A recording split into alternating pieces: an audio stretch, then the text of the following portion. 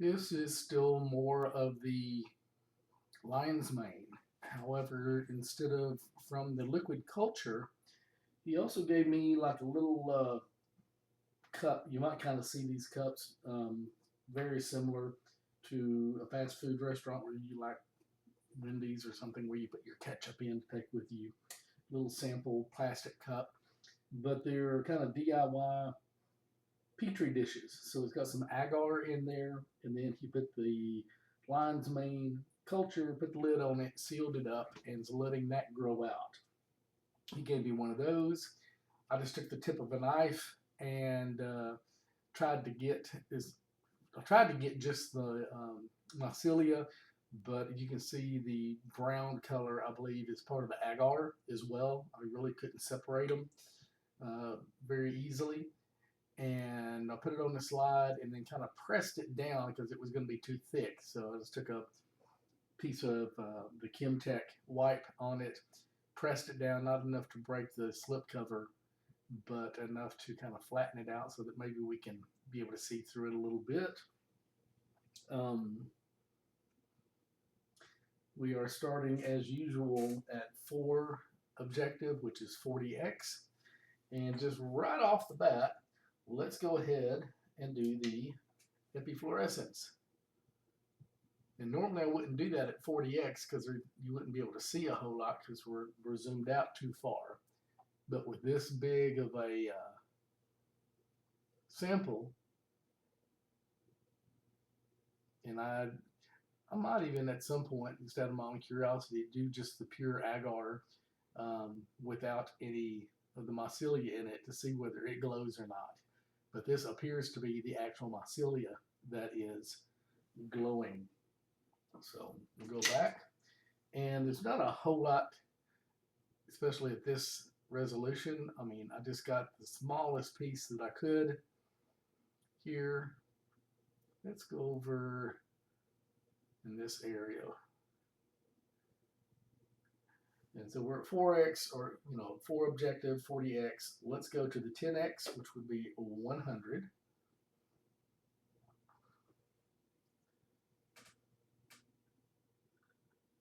So again, this would be 100. And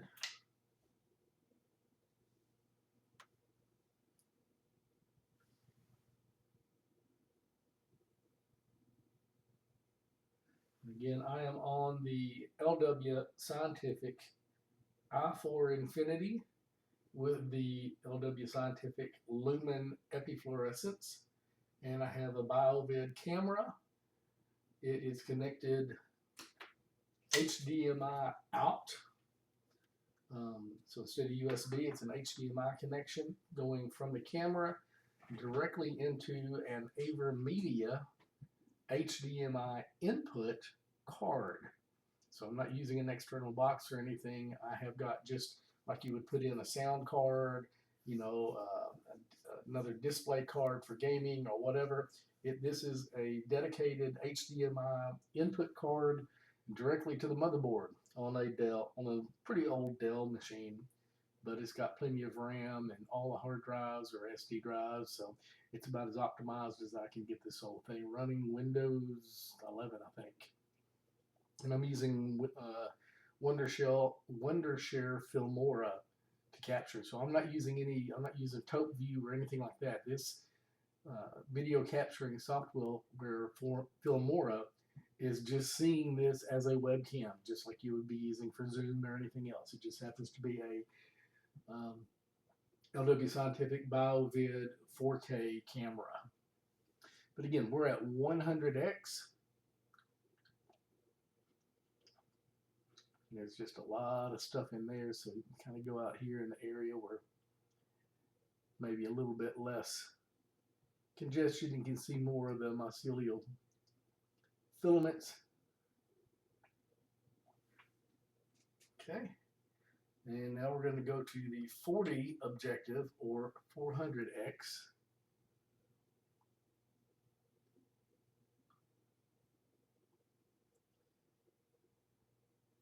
I don't know if I can turn on my mouse. Okay, so the mouse does work. So if you can see, I believe right there, you can see it moving. That's going to be a spore. That's going to be a spore. I wonder if I can draw.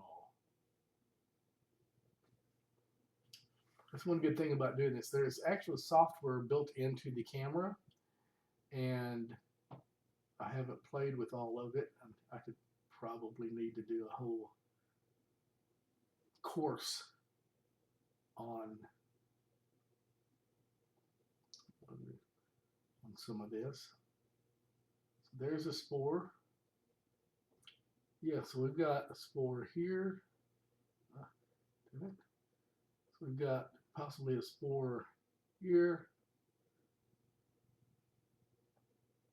here, here,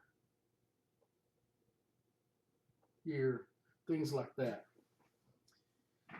So we've got, I mean, you can see some more in there as I go through the different layers.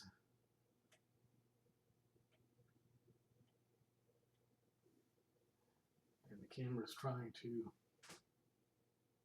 adjust for the different light.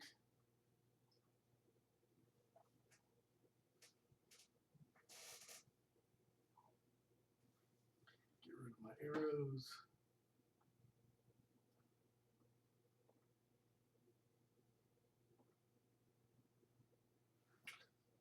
What I do when I turn the epifluorescence on, it's actually on all the time, but I place a cover built into the microscope so that the regular white light doesn't come through. I've got the light in the room turned off so that there's no light coming through the eyepieces.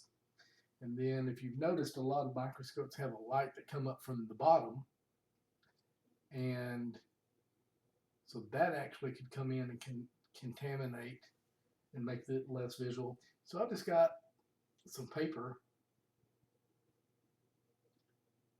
that will occlude that light as well. So that really the only light we're getting here is a very specific frequency blue light coming down through the objective, bouncing back up through the objective and into the camera or into your eyepieces. And even though the light is blue, when it hits something that fluoresces, then it comes back at a different color. And the color of, first of all, if it fluoresces tells you something, and then the color tells you something else. My understanding is for this particular microscope and epifluorescent device, this kind of yellowish color should be an indication of phosphorus presence, and that's what's fluorescing at that particular frequency of light. If we were to see like a very bright, unnatural red and maybe a couple other colors, especially in soil samples or something of that nature, that could actually be an indication of microplastics. Okay, so we are at 400. Now normally to go higher than this, this microscope came with a 100 or 1,000, and you would have to use a drop of oil. They call it oil immersion. But I have changed it out, and I've got a 60, so it gives me 600 power, 600x, and I don't need to use oil, and that just saves me a step in having to clean anything.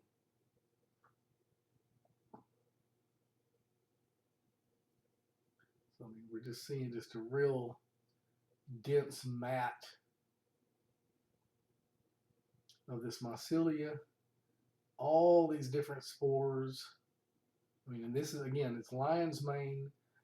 It has not begun to fruit. It's just in a little bitty DIY petri dish, but it's already got spores. Now, whether these are what's germinating and creating the mycelial threads or whether they're being generated. I don't think they're being generated yet. It's not mature. So these may just be dormant spores. I don't know enough about it yet. I'm going to see if I can turn the camera auto exposure off. And by doing that, then I actually have control of the light.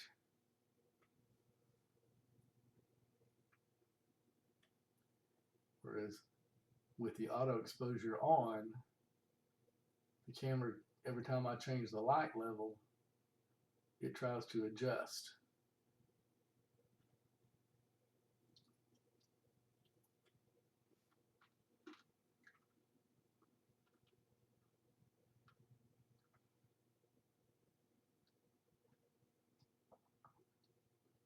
There's just a lot of material that we're trying to look through, all on top of each other.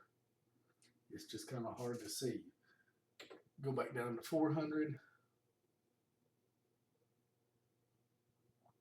And since I turned off the auto exposure, it's not adjusting. So I am turning down the condenser right now, not the brightness of the light. I'm turning down the condenser manually.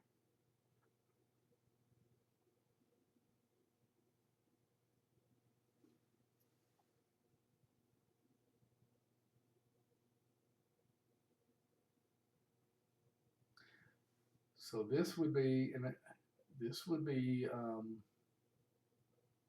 basically just some white fuzz. Imagine a petri dish with agar on it, which is just a type of food that certain things can grow on. There's different kinds of agar. And a white fuzz on it. And that white fuzz being the mycelia that's growing on it.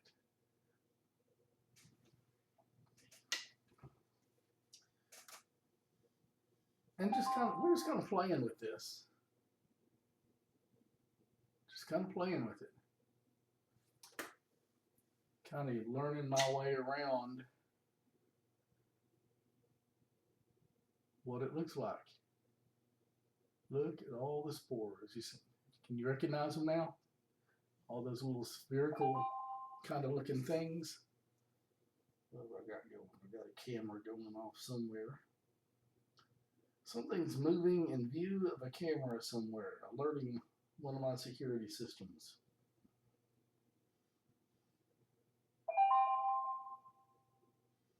Oh, I have deer and baby deer moving on one of my properties.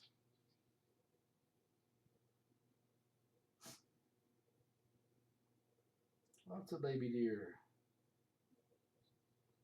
I saw about 10 of them the other day.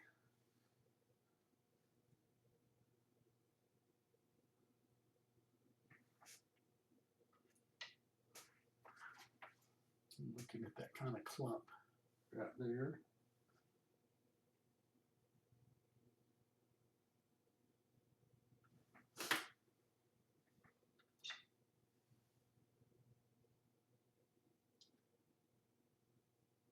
Yeah, so anybody that's a lot more familiar with microscopy specifically for production, for mushroom production, feel free to leave comments, leave links, get in touch with me.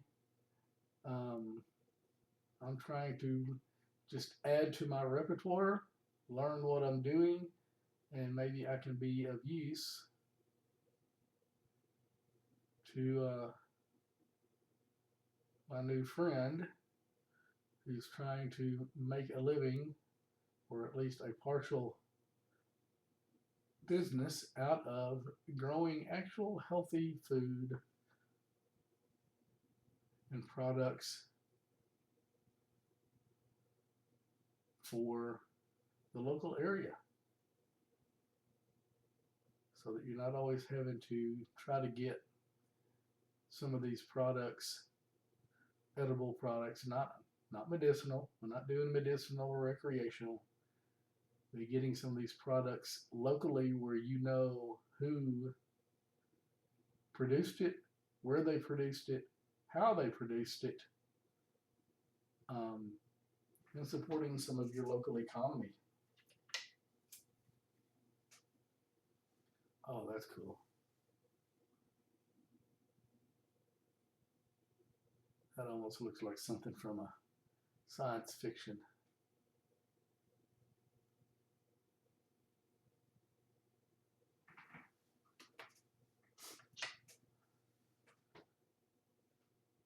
So why is that blue? I don't know.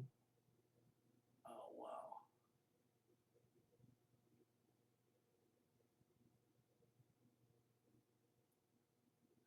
I'm just kind of zooming in and out with the fine focus very carefully, just kind of seeing. I mean, you can stop it and do still shots if you want.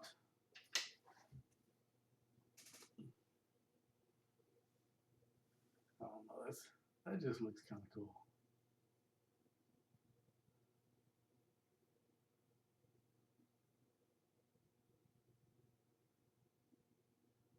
Does it tell me anything useful?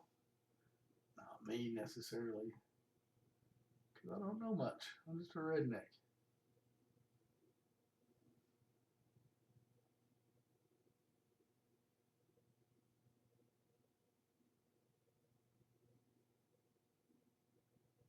I'm used to looking at soil and water and stuff and seeing all the bacteria and everything running around. So this is a little different because nothing's moving.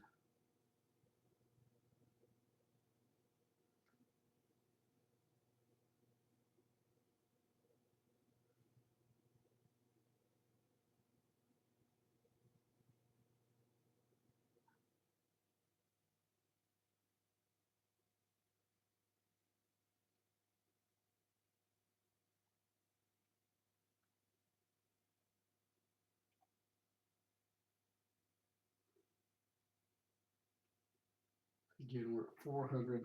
I'm going to go back to 6.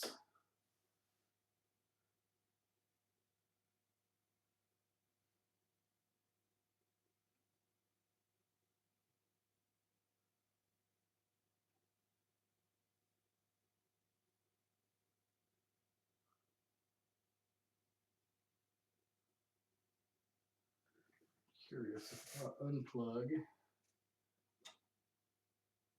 Yeah, I unplugged the biolumin just to make sure that some of that coloration wasn't somehow or another leaking around.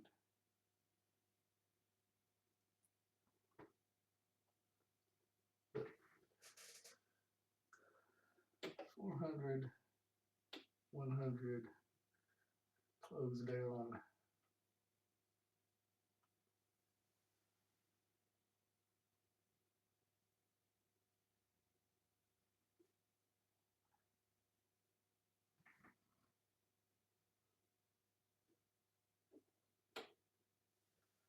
And back to 40. Back where we started.